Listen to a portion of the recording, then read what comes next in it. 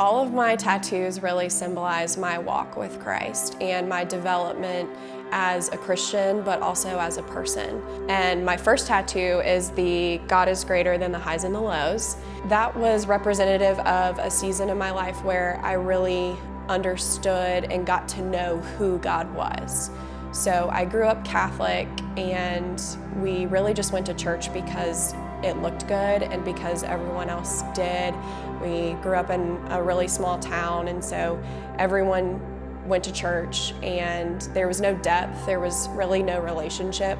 In my later years of high school, I actually was really into science. I was an environmental science guru and just loved learning, and I loved knowledge, and so I actually considered myself an atheist for a while. When I got to college, I really started to find who God was, because I put in the effort and the research to actually know who He was, like I had never done before. So understanding and knowing that God really is in the good and in the bad was pivotal for me, because I only saw a God and only saw an environment where we prayed when things were bad, but when things were good, it was because of what we did, not because of what God had done through us. And so my next tattoo is the beloved tattoo. I grew up not really knowing what love was. I had a really great family, but my dad was and is still a non-functioning alcoholic, and so I never really had a fatherly presence in my life. I remember seeing that at 10 years old and seeing how much my dad loved alcohol more than he loved his family, because he was never present. I really started to establish a deeper relationship with my grandfather, and it was a great love. He really became a father figure to me, but it wasn't Christ-like love. There were never conversations about Christianity or Jesus or who God was. It was more, I love you and I'm going to be here for you and step in because your dad isn't here. And then I lost him to cancer, and I was really frustrated because I felt like God really took people away from me, and when I needed to be loved and to know love at such a developmental stage in my life. I was angry because I wanted love so bad, and I wanted to know what that was and what that felt like. And so it led me to pursue that and a lot of other things that I shouldn't have. I mean, I got really deep into alcohol, into partying, into relationships with other guys, and that were not healthy and should not have happened. But I just started this crave for affection and a crave to feel more and to know more.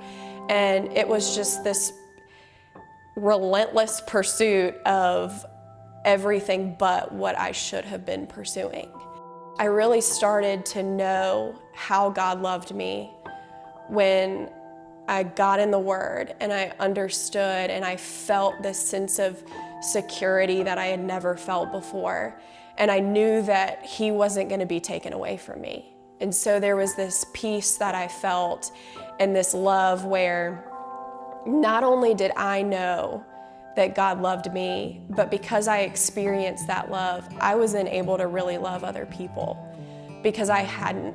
I went through college and high school that if someone hurt me or if I disagreed with someone, I would just cut them out of my life and I wouldn't be their friend anymore. If I was in a relationship with them, I would break up with them. It was just, I needed to get out almost.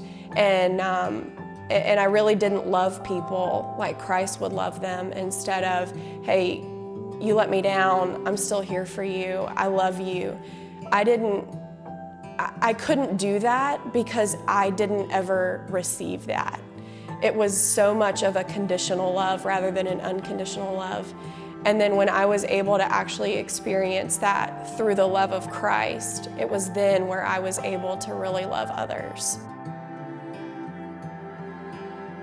The next season of my life was, okay, I know who God is, I know that He loves me, and I now know how to love other people.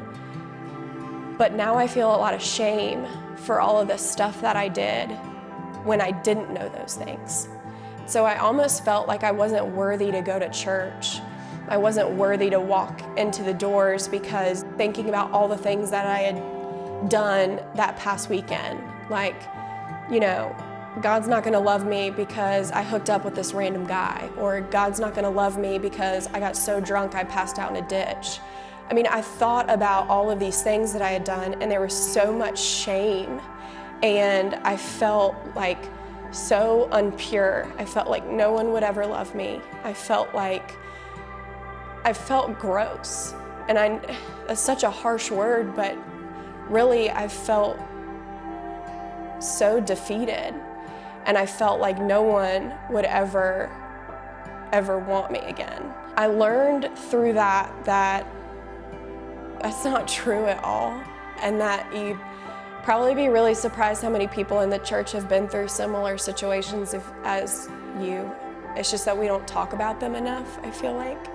And so I came to understand that really what Jesus did on the cross, and that he already paid that debt for me, and just me entering into his house and having him dwell in me eliminated all of that, and there was no need for shame, and there was no need to walk around like I'm not good enough or I'm not worthy to experience all of the things that other people in church are experiencing. So the next season that I walked through was really developing my pride into what it should have actually been, and really recognizing that I've been a lion my whole life. So always really bold, really courageous, but also really ruthless and overpowering, and at sometimes very dominant. The next tattoo I got is the lion and the lamb, representing Jesus, and it's half of a lion's head, half of a lamb's head. I know that we're always in this pursuit of being like Christ, and I realized that I needed a balance of being a lion and a lamb, of having the humility to be able to match the pride and the courage, and really understanding that I don't have to be the loudest person in the room all the time, or I don't have to be the person in charge all the time.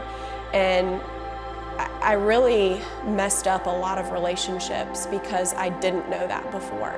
And there are a lot of people that I hurt because I was so just direct, and there was really no empathy behind my words or empathy behind my actions. It was more, I'm just gonna take charge and I'm gonna rule this and run this and either get in line or get away.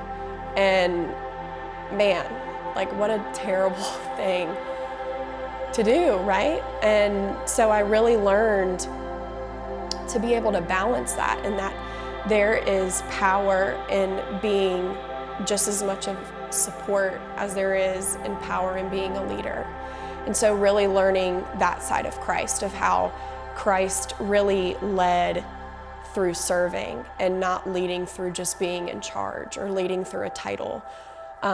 It was really leading through love and leading through service. And so the next tattoo that really means a lot to me is the waves and wind. It's my most recent, and it's representative of just full obedience in Christ, because it's such an evolution of my walk, all of my tattoos, but I really felt like I learned in the past year true obedience, and being able to get up every morning and get in the Word and really pursuing God fully, and not making excuses or saying, hey, I'm good enough where I'm at, God, I don't need you, I'm just gonna coast through this life.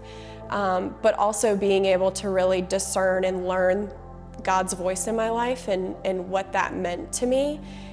And every time I feel like I'm called, or I know that God is asking me to do something, being able to just boldly say yes, and say yes to the things that He has for me, and walking obediently in that, even when it's hard. because there are a lot of things that God has asked me to do in my life that I'm like, nope, I'm not doing that. That one's too tough. Let's move on to the next one.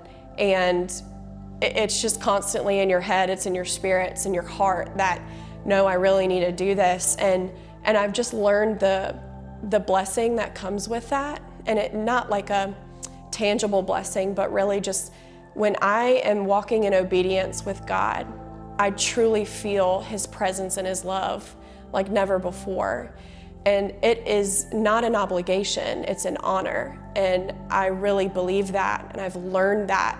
And I've learned what obedience looks like in my life. I think it's different for everyone, but I think that for me, being able to obey, and obey is such a weird word, but being able to follow what God has for me has just showed me that I love Him so much more than I ever did, because I don't have a problem with saying yes now.